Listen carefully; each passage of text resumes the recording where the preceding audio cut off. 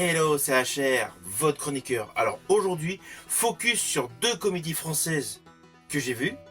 Il s'agit de Cocorico et de Noël Joyeux. Je vais donc vous présenter mon avis, mon opinion sur ces deux comédies françaises. Mais avant cela, n'oubliez pas, si vous n'êtes pas abonné, pensez à le faire. Surtout, pensez à la petite cloche pour les notifs. Pensez également aux commentaires. Plus précisément, dans le cas d'aujourd'hui, pensez à mettre dans les commentaires votre film préféré avec Christian Clavier et votre film préféré avec Franck Dubosc. Let's go! Merde. Unique de Snowy. Alors tout d'abord, nous allons commencer par le film Cocorico, mettant principalement le duo d'acteurs vedettes, Christian Clavier, Didier Bourdon. L'histoire est assez simple, mais très amusante. Alors dans ce film, nous suivons les jeunes personnages Alice et François, qui sont un jeune couple sur le point de se marier. De ce fait, ces deux personnes décident de réunir leurs deux familles et pour l'occasion, ils leur ont réservé une surprise originale, c'est-à-dire un test ADN pour que chacun puisse découvrir les origines de ses ancêtres. Néanmoins, la surprise tourne à un mélange de rigolade, de conflits, on peut le même considérer en fiasco, lorsque chacun des protagonistes principaux de ce film découvre des origines, mais totalement inattendues au vu de leur classe sociale actuelle. Alors je ne vais pas y aller par quatre chemins, le film est bon, c'est une bonne comédie. Il y a moult répliques intéressantes, et le tandem d'acteurs Christian Clavier et Didier Bourdon fonctionne à merveille. Il y a une véritable alchimie. Leur comportement cocasse est extrêmement truculent. Ah oui, c'est un film tourné de manière classique. Vous n'allez pas trouver de plans vertigineux, de plans séquences mémorables ou de caméras virevoltant autour des protagonistes principaux. C'est logique, c'est une comédie.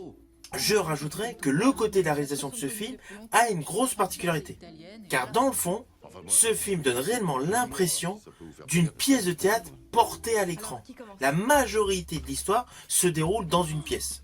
Et la manière dont les jeux d'acteurs sont composés, cela confère vraiment un ensemble théâtral. Avec justement tout ce qui s'ensuit, des répliques qui vous touchent particulièrement, mais surtout très nombreuses.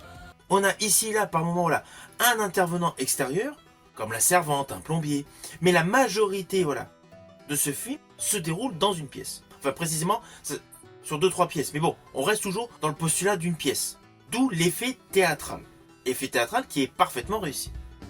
Alors dans le fond, on va pas se mentir, ce film est réellement dans le même style que la trilogie à succès avec Christian Clavier, qui avait été initiée par Qu'est-ce qu'on a fait au bon Dieu. Si on les invitait à Noël, Comment ça, on va passer Noël chez tes parents? on évite tous les sujets qui fâchent. Israël, le Dalai Lama, la burqa. Il y aura Jackie Chan et Arafat? Il y aura Kadhafi, Enrico Macias? Ce film Cocorico joue essentiellement sur les différences sociales et les origines, ce qui était mis en exergue dans la trilogie faisant suite à Qu'est-ce qu'on a fait au bon Dieu, à la différence que ce film, avec son côté théâtral, joue essentiellement la carte de l'écriture. Les lignes scénaristiques, les lignes de dialogue sont extrêmement édulcorées. Les jeux de mots n'ont de cesse que de virevolter lors des échanges des acteurs et actrices de ce film. Alors oui, sur la globalité, c'est léger, c'est évident, mais on rigole aisément. Et cela fait extrêmement du bien de rire. Ce film est un très bon moment de détente, c'est un film qui va vous permettre d'oublier tous les soucis de la vie. En ce qui me concerne, j'estime que le film Cocorico, avec principalement le tandem Clavier-Bourdon, est un excellent film, est un film plaisant, est un film qui permet de se décontracter totalement. Maintenant, nous allons passer au film Noël Joyeux avec Franck Dubosc. Alors ce film est radicalement différent du film Cocorico, mais j'ai voulu en parler aujourd'hui, car selon moi, à l'instar du film Cocorico avec Clavier et Bourdon, ce film met en vedette donc Franck Dubosc, qui fait selon moi partie des meilleurs acteurs dans le registre de la comédie actuellement en France. Alors ce film, Noël Joyeux, réalisé par Clément Michel, se déroule durant les fêtes de Noël. Et comme le film avec Clavier et Bourdon, la majorité du film se déroule dans la maison où habite le personnage de Franck Dubosc. De ce fait, il y a également un côté théâtral. Avec une histoire, dans le fond, assez simple, mais une histoire amusante et touchante. Alors l'histoire de ce film est la suivante. Nous avons donc la famille Baran, interprétée donc par Franck Dubosc et Emmanuel DeVos, À défaut de pouvoir réunir leurs enfants, ils décident de réveillonner avec deux vieilles femmes. Oui, dit comme cela, vous pouvez vous dire, mais pourquoi ils ramènent une personne âgée pour fêter Noël? Tout simplement parce que ces enfants sont en déplacement, sont en voyage. Le personnage de Franck Dubosc décide donc de ramener chez lui une pensionnaire de maison de retraite, car à la paroisse, le prêtre a conseillé à son assemblée de penser aux personnes qui sont seules le soir de Noël. Alors évidemment, le postulat de base va se retrouver complètement modifié, car au lieu de ramener chez lui une retraitée, de fil en aiguille, assez rapidement, il va ramener une deuxième femme. Alors ne vous inquiétez pas, vous me connaissez, je ne vais pas du tout spoiler, je ne le fais jamais. Mais sachez voilà, que le postulat de ce film, c'est le couple interprété par Franck Dubosc et Emmanuel DeVos, qui accueille chez eux pour faire le réveillon de Noël, deux vieilles femmes au tempérament totalement antagoniste de ce couple. Ah oui, on va pas se mentir, ce n'est pas le meilleur film comique avec Franck Dubosc. On n'est pas du tout dans le registre de la saga Camping. Monsieur Chirac! C'est pour moi. Tu t'appelles Chirac, toi? Ah oui, Chirac, Patrick. Mais je tiens à vous préciser que le film est correct. Il a même un petit plus par rapport à beaucoup de comédies, c'est qu'il y a un côté touchant. Ainsi, ce film mélange adroitement comédie et émotion. Car justement, dans ce film, les personnages interprétés par les deux femmes âgées sont extrêmement touchants. Par ailleurs, le contraste du comportement du couple interprété par Franck Dubosc et Emmanuel DeVos est criant de vérité.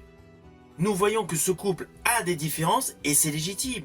Un couple dans la logique se complète. Au fur et à mesure qu'on avance dans l'histoire de ce film, on s'aperçoit aisément que ce couple, malgré ses petites différences, s'aime énormément. Alors quant à l'interprétation des deux vieilles femmes, elles sont excellentes. Honnêtement, le jeu d'actrice de ces deux femmes apporte vraiment l'atout majeur de ce film, la plus-value de ce film. Le côté burlesque de ces deux femmes et le côté surtout touchant, plongeant sur des lignes scénaristiques racontant un passé tragique, est extrêmement touchant et extrêmement bien joué. Alors je vous rassure, il y a énormément de moments de rigolade. Et comme le film Cocorico, le film donne par moments l'impression d'être une adaptation de pièce de théâtre. Tout ce film a un postulat très simpliste qui se déroule dans une pièce, principalement dans le salon. Et c'est là que nous découvrons vraiment le talent de tous les acteurs et actrices, car on ne voit absolument pas le temps passer. L'histoire, simpliste certes, mais l'histoire extrêmement amusante. Alors attention à ce que je vais dire, cela s'apparente à un spoil, mais c'est plus par rapport à un détail visuel, surtout par rapport au comportement humain. Il y a un moment dans ce film, l'intervention donc d'agents de la police. Ils rentrent dans la maison et font une remarque par rapport au voisin qui a une belle pergola. Alors c'est un détail visuel extrêmement fugace, mais criant de vérité. Le comportement de ce voisin est similaire à pléthore de comportements de voisins que l'on peut avoir autour de chez soi. Vous voyez, ce n'était pas un spoil de folie. Merde. Le snipe. Alors, au final, naturellement, ce sont deux films que je vous invite à découvrir. Dans certaines salles de cinéma, vous pouvez encore les découvrir. Sinon, prochainement, vous pourrez les trouver sur des plateformes de streaming légales, bien évidemment, ou tout simplement sous forme de support physique, DVD, Blu-ray. Si ma vidéo vous a plu, n'oubliez pas, petit pouce vers le haut, pensez au partage. Quant à moi, je vous dis à bientôt pour une prochaine vidéo.